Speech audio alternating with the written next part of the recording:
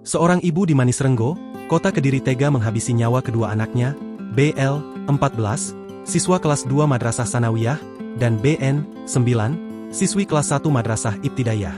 Peristiwa ini diperkirakan terjadi pada Selasa, 3 September 2024, dini hari. Berdasarkan kabar yang beredar, ibu korban atau terduga pelaku yang berinisial IN, 50, diduga mengalami depresi yang memicu tindak kekerasan tersebut.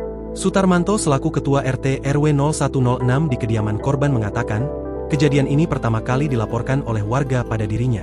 Saya subuh tadi dapat laporan.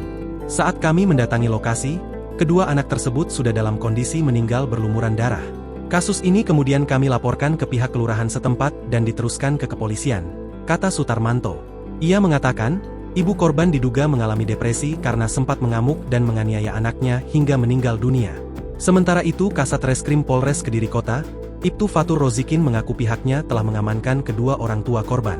Korban dibawa ke RS Bayangkara Kediri untuk dilakukan autopsi guna menentukan penyebab pasti kematian mereka. Betul korbannya ada 2 dan masih di bawah umur, terang Ibtu Fatur. Ibtu Fatur menyebut, pihaknya belum bisa memastikan apakah ibu korban benar-benar mengalami gangguan jiwa, karena masih perlu pemeriksaan lebih lanjut. Kami akan terus melakukan penyelidikan menyeluruh untuk memastikan semua aspek dari kasus ini terungkap, ungkapnya.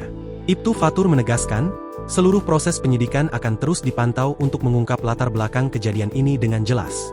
Download Tribun X sekarang, menghadirkan lokal menjadi Indonesia.